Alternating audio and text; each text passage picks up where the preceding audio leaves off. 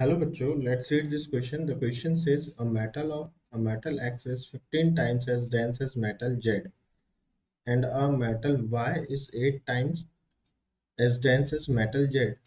In what ratio should these two metals be mixed to get an alloy which is 13 times as dense as metal Z? Option A 2 is to 5, option B 2 is to 3, option C 3 is to 2, option D 5 is to 2. So बच्चों इसमें सबसे पहले हम concept discuss करेंगे कि what concept we are going to use. तो बच्चों ये रेशियो चैप्टर से है और जो इसमें सबसे मोस्ट इम्पॉर्टेंट कंसेप्ट है वो डेंसिटी का है. डेंसिटी हमें पता है क्या होती है. Density is equal to mass by volume. Density is equal to क्या होती है, मास by volume.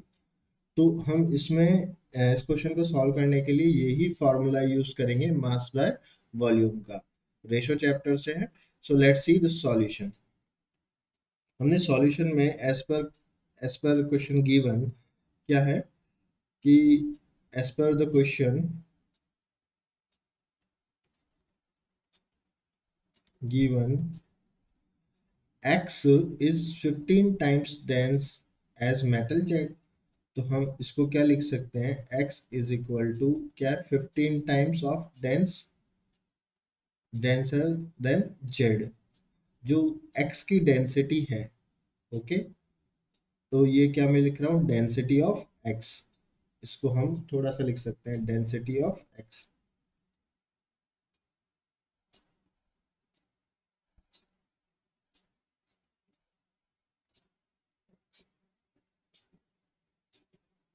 Density of x क्या है, 15 टाइम्स ऑफ z की डेंसिटी है. अब डेंसिटी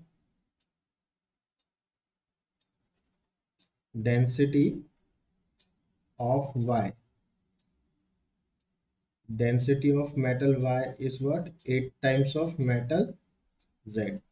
अब हम क्या कर रहे हैं, x प्लस जो एक मेटल है, मेटल x, और एक मेटल y है, उसको मिला के हम एक कौन सा अलॉय बना रहे हैं.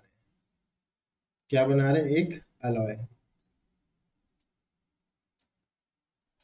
जिसका डेंसिटी क्या होना चाहिए, 13 टाइम्स ऑफ जेड होना चाहिए.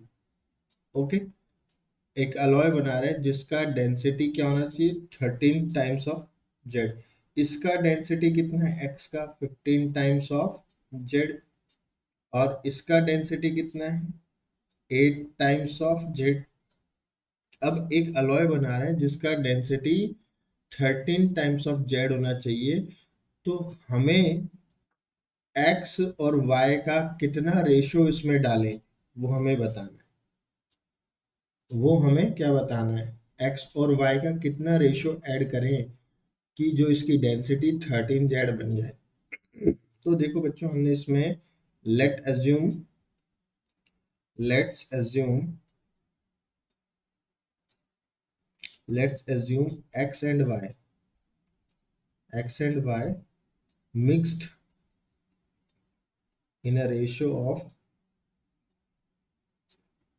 ऑफ किसके रेशियो में हमने किया, p रेशियो q. सो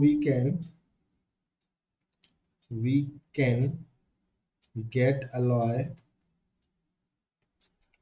कितना get alloy 13 times as dense as metal Z. अब देखो बच्चों, यहाँ पे बहुत इंपॉर्टेंट एक हम फॉर्मूला लिखने वाले हैं, ध्यान से देखिएगा. देखिए, हमें डेंसिटी चाहिए 13, उसका डेंसिटी हमें गिवन है, कितनी गिवन है, 13 हमें गिवन है. ओके, डेंसिटी हमें कितनी गिवन है, 13 टाइम्स. तो हम डेंसिटी को कैसे लिख सकते हैं, मास अपॉन वॉल्यूम. अब ये उन मास, किसका किसका टोटल मास आएगा, टोटल मास ऑफ किसका, total mass of metal X and Y. Upon total volume of X and Y. अब देखिए इसमें जो है क्वांटिटी हमारा, हमने P इज टू Q में उसको मिक्स कर रहे हैं। तो अगर हम x और y का मास लिखेंगे तो क्या लिखेंगे? मास क्या होता है कि डेंसिटी, वॉल्यूम इनटू डेंसिटी। तो ये सपोज P हमारा क्या वॉल्यूम है। अब यहाँ से अगर हम मास निकालें, mass volume into density, P is the volume है और x का डेंसिटी क्या है? x का डेंसिटी क्या है? ये 15Z। तो हम इसको क्या लिख सकते हैं? P x, P into X plus, ये तो किसका मास हो गया? x का। P इज द वॉल्यूम, है ना, जो मिक्स कर रहे हैं। कितना मिक्स कर रहे हैं? P मिक्स कर रहे हैं, तो P क्या हुआ? उसका वॉल्यूम हुआ। और x क्या हुआ? उसका डेंसिटी हुआ 15Z। तो P into X plus Q into Y.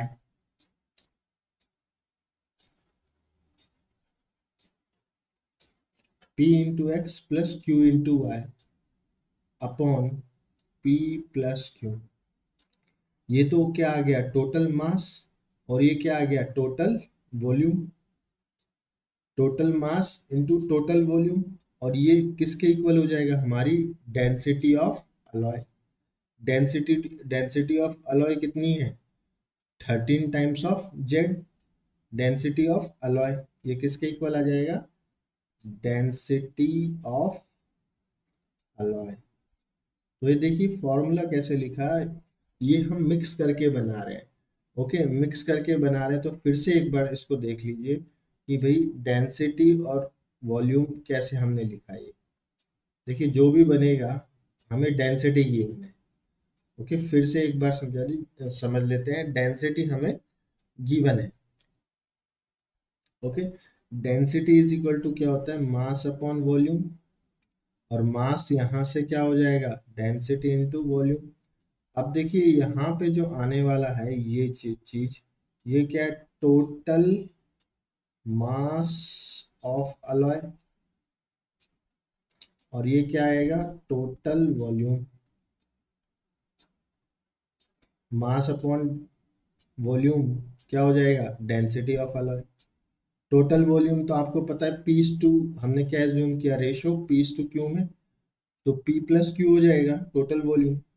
अच्छा, अब हमें क्या total mass of the alloy निकालना है। तो अलॉय में हमने क्या मिक्स किया? मेटल एक्स और मेटल वाई। अच्छा, मेटल एक्स का मास कितना है?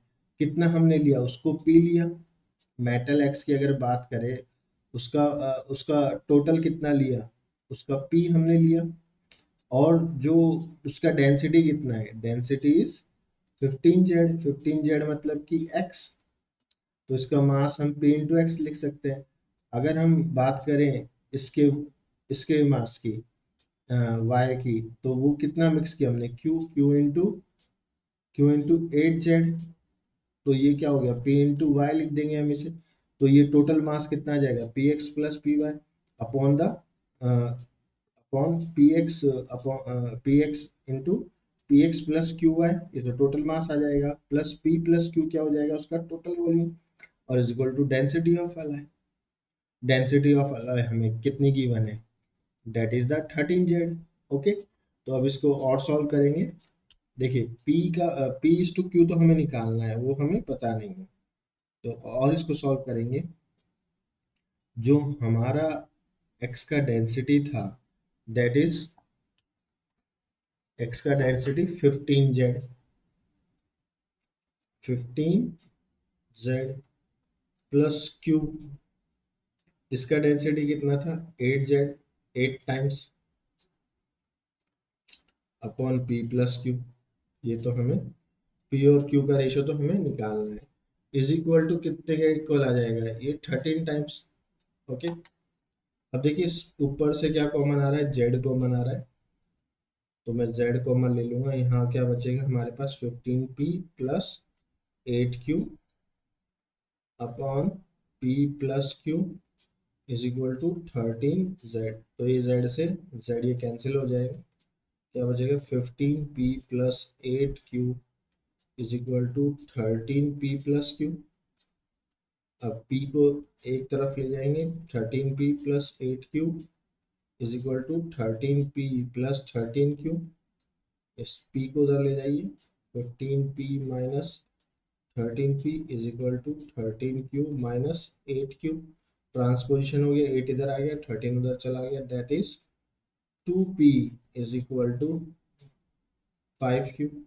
अब P अपॉन Q का रेशियो निकालना है, P अपॉन Q क्या हो जाएगा 5 अपॉन 2। सो अलॉय का रेशियो कितना आ गया, P is to Q is equal to 5 is to 2। तो ये हमारा क्या आ गया, this is the final ratio of alloy. Alloy जो हम अलॉय 13 टाइम्स डेंसर अलॉय बनाने के लिए हमें जो एक्स मेटल और वाई मेटल का रेशियो कितना लेना पड़ेगा, 5 is to 2। So according to that our option number D is correct. I hope you understood it well. Best of luck. Thank you.